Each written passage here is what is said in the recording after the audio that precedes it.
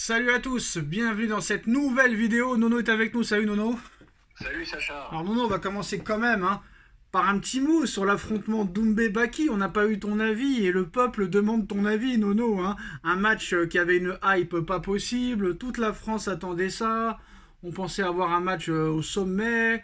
Doumbé nous avait prévu l'ambulance, la chambre à l'hôtel La Pitié-Salpêtrière. À l'arrivée, le karma s'est mis contre Doumbé. Baki l'emporte au troisième round à cause d'une petite épine dans le pied, Nono, alors que des Conor McGregor, des Cyril Gane, des John Jones avaient fini des combats avec des poumons en moins, des pieds tordus, des bras cassés. Mais Monsieur Doumbé a décidé d'arrêter pour une petite épine dans le pied. Qu'est-ce que tu as pensé de ce combat et de cette victoire de Baki et cette défaite de Doumbé? Cette fédération-là, c'est une fédération bidon. Voilà, que vraiment limite comique. Bon, une épine, on arrête. Bon, écoute, tant pis pour ceux qui ont payé une tonne pour aller à Bercy. Bon, je leur conseille de regarder Poirier Saint-Denis. Là, tu vas voir vraiment un vrai combat. Tu vas voir des guerriers et point final, quoi. Donc Doumbé a fait ça juste pour se faire de l'oseille, tout ce cinéma depuis des mois et des mois, c'est pour faire de l'oseille, il n'y a rien de plus, c'est un bidon en fait. Dans ce sport-là en tout cas, c'est une légende au kickboxing, mais en MMA c'est un bidon, on est bien d'accord. En MMA, il n'existe pas. À l'UFC, il n'existe pas. Moi, je te le dis. Il serait si fort que ça, il serait à l'UFC. Tout à fait. La vraie fédération, c'est l'UFC. Il a été au PFL pour gagner de l'oseille, quoi, parce que le PFL balance plus d'oseille que l'UFC. C'est fort possible. C'est fort possible. C'est sûr et certain, quand tu vois que Ngannou touchait 600 000 euros par combat à l'UFC et qui va toucher 20 millions d'euros pour son match contre Joshua ce soir, Nono, tu vois la différence quand même, il y a 19 400 000 d'écart. Oui, c'est énorme. On va dire que c'est énorme. Donc voilà, en tout cas, peut-être une revanche au mois de mai d'après Doumbé. Et pour finir sur ce truc, Nono, épine dans le pied, d'accord. Est-ce que l'arbitre aurait dû arrêter le chrono, le renvoyer dans son coin, lui enlever l'épine, ses médecins, et reprendre le combat? Ou est-ce qu'il a bien fait d'arrêter le match? Il paraît que c'est le règlement, donc tu peux pas aller contre le règlement. Qu'est-ce que tu veux que je te dise?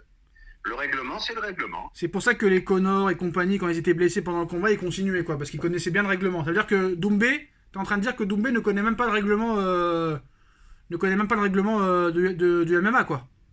À la limite, c'est à se poser la question s'il connaît le règlement, quoi. Ok. Allez, on passe au football maintenant, cette fois-ci. Un match contre Reims dimanche à 13h, Nono, pour les Asiatiques, obligé, il faut faire rentrer de l'oseille.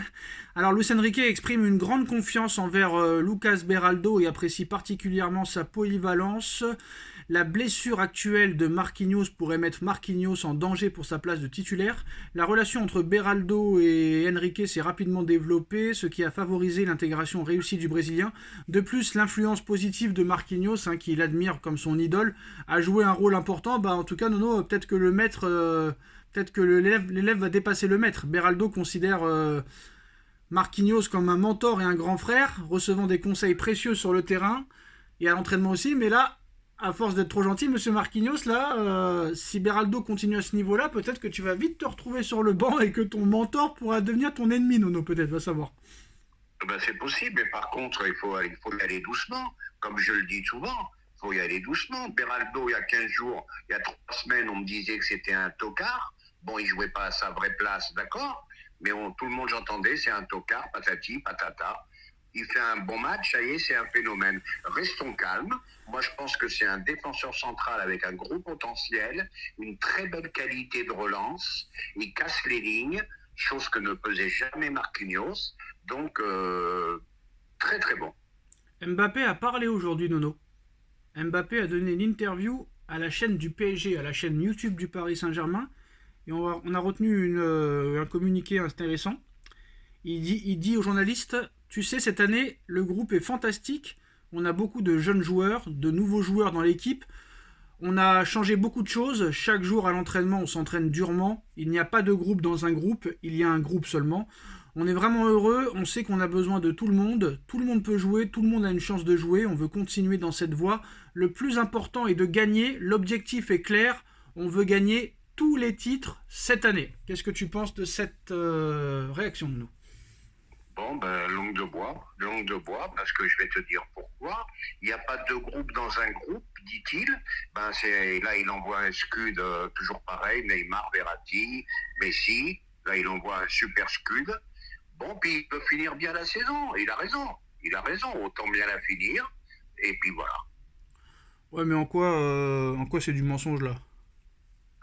Non, je te dis langue de bois, parce il envoie un scud à Messi, Neymar, Verratti et compagnie. Quand il te dit il n'y a pas de groupe dans un groupe, c'est que ça veut dire il y avait d'un côté toute la, enfin, je veux dire par là, il y avait d'un côté tous les Espagnols et d'un autre côté les Français.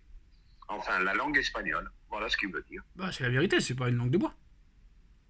Ben oui, mais pourquoi tu n'as pas besoin de dire ça? Bah si, ça T'as prouve pas... que il dit que par rapport au passé, bah, cette année, le groupe vit mieux, il y a plus de jeunes, il y a personne qui est titulaire garanti, même lui, même lui.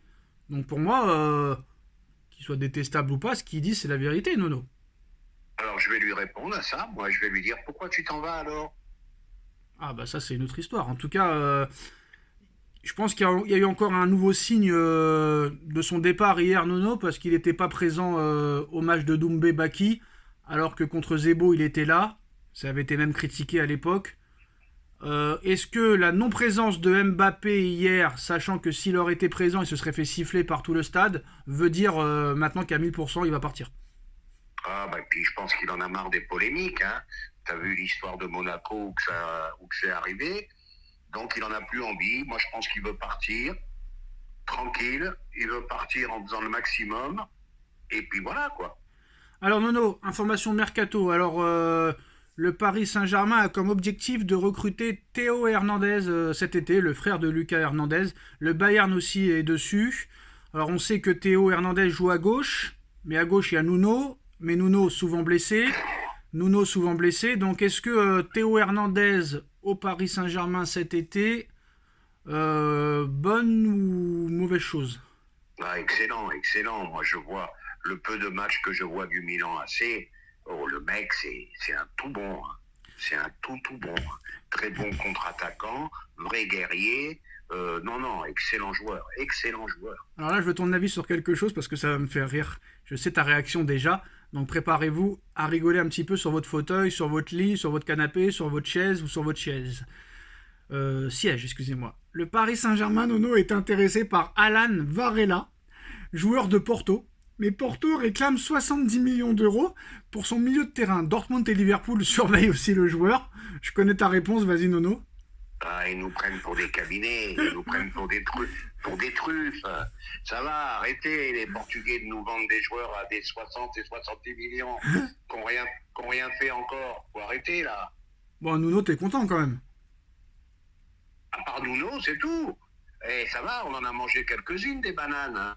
Dès que c'est Paris, c'est 70 millions. Mais c'est 80, c'est 90, c'est bon. est-ce que comment expliquer ça?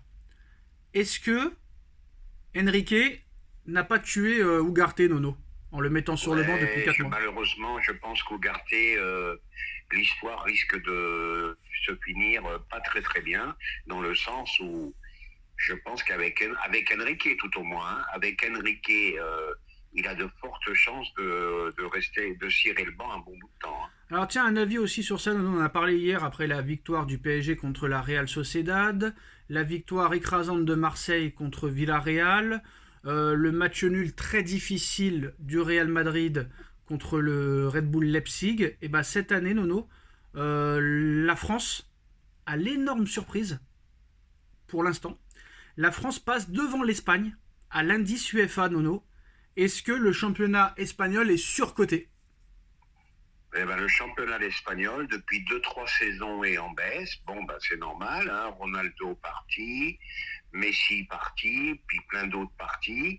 Donc voilà, hein, il faut des grands joueurs dans un championnat. Il n'y a pas de souci. Hein. Alors pourtant, l'Espagne a plus de prétendants que la France encore à ce stade de la compétition, 4 sur 8, mais l'Atlético Madrid et le Barça pourraient sortir la semaine prochaine. Mais la France est devant l'Espagne et ils sont 4e à l'indice UEFA cette année. Ce qui permettra encore une saison de plus d'être 4 clubs en Ligue des Champions. Après, on verra ce qui se passera. Mais voilà. En tout cas, le championnat espagnol peut être surcoté, alors qu'avant il gagnait tout. On verra ce qui se passera, mais c'est peut-être pour ça que Mbappé veut partir là-bas, hein, au lieu d'Angleterre, parce qu'il est peut-être plus facile de mettre 50 buts par saison en Espagne qu'en Angleterre, Nuno. Ah bah tout à fait, ça va être couscous pour lui, hein. Enrique a raison, hein. Ça va être 50 buts par saison, pardon. Je sais pas combien de passes décisives. Là, il va se régaler en Espagne, hein. Alors Nuno, En Angleterre, ça aurait été beaucoup plus dur, hein. alors Nuno, on annonce que Mbappé a plombé un petit peu les plans d'Erling Haaland. Erling Haaland voulait quitter Manchester City cet été, il s'était mis d'accord avec son agent. Il voulait partir au Real Madrid, mais Kylian Mbappé est en train de plomber les plans d'Erling Haaland. Apparemment, quand même, le Real pourrait tenter une offensive pour Erling Haaland, mais j'ai du mal à croire que les deux jouent ensemble. Comment faire si le Real veut Haaland, Nono? Est-ce que Mbappé va accepter de venir quand même? Et est-ce que Haaland aussi accepterait de jouer avec Mbappé, sachant que tout le monde dit que c'est impossible que les deux jouent ensemble pour la rivalité, un peu comme CR7 Messi pendant 10 ans, machin, etc. Comment faire? Bah, les deux ensemble, je serais très surpris. Bon, bah, c'est vrai que le Real est en capacité de prendre les deux, mais après, que devient Vinicius, que devient Rodrigo, tout mise, et puis voilà, est-ce qu'ils sont compatibles les deux? Est-ce que, comment dirais-je, c'est cohérent de les faire jouer ensemble? J'en sais rien, mais je pense pas que ça se fera. Alors, que va devenir Vinicius, Nono? Bah, c'est très simple. Le Paris Saint-Germain travaille sur un projet de recrutement de Vinicius Junior pour se venger du Real Madrid d'avoir recruté Kylian Mbappé. Et le Paris Saint-Germain serait prêt à faire une grosse offre au Real Madrid et à Florentino Pérez pour recruter Vinicius Junior, sachant que, on va pas se mentir, Nono, hein, l'arrivée probable de Mbappé va déséquilibrer l'attaque. Parce que Vinicius à gauche, il est en pleine bourre. On l'a vu encore avec son doublé la semaine dernière. Rodrigo aussi apporte beaucoup. Et Mbappé, comme tu dis, c'est un mec qui veut marquer 30 ou 40 buts par saison. Mais le mec, est-ce qu'il voudra jouer dans l'axe? Ça, c'est compliqué. Alors, c'est bien parce que Vinicius et Rodrigo, ils s'en foutent un petit peu des buts. Hein. Eux, de donner des caviars, ça leur pose pas de problème. Mais Mbappé dans l'équipe, il peut déséquilibrer l'équipe. Est-ce que tu crois, toi, à Vinicius au Paris Saint-Germain? Bon, déjà, première chose, est-ce que Vinicius cédera sa place côté gauche à Mbappé? Là, je dis point d'interrogation. Maintenant, Vinicius à Paris, bon, j'ai vu que le clown de Riolo en a parlé et il a dit, bon, ben, ça serait le pire recrutement du PSG. Qu'en 3 mois, Vinicius serait cramé. Tu vois un peu Riolo jusqu'où il va, hein. Bon, ben, moi, je vais pas là-dessus. Vinicius, il avait prolongé il y a pas longtemps. Donc, ça va être, si tu le veux, il va falloir donner une tonne d'oseille. Et là, c'est compliqué, hein. Moi, je pense que ça va attirer des problèmes dans le vestiaire. Parce que je vois pas Vinicius et Rodrigo laisser leur place. Mbappé numéro 9, moi j'ai jamais vraiment cru, donc je pense que ça va être compliqué. Surtout si Hendrick arrive, si Bellingham continue sur sa lancée. Et si en plus ils te prennent Haaland, mort de rire. Mais je sais pas pourquoi, moi je sens que Paris va faire une offre pour Haaland, Nono. On n'en parle pas, on parle que de Osimhen, de Raphaël Leao, de Marcus Rashford encore aujourd'hui. Mais moi je suis sûr et certain, personne ne parle d'Haaland au PSG. Moi je te dis, attention, parce que si vraiment la clause elle est à 100 millions, rien n'empêche le PSG de faire une offre. Après, il faut voir si Haaland il veut venir ou pas. Mais quoi qu'il en soit, je pense que Paris passera à l'offensive pour Haaland. Ils n'ont rien à perdre de toute façon, et puis 100 millions, c'est cadeau.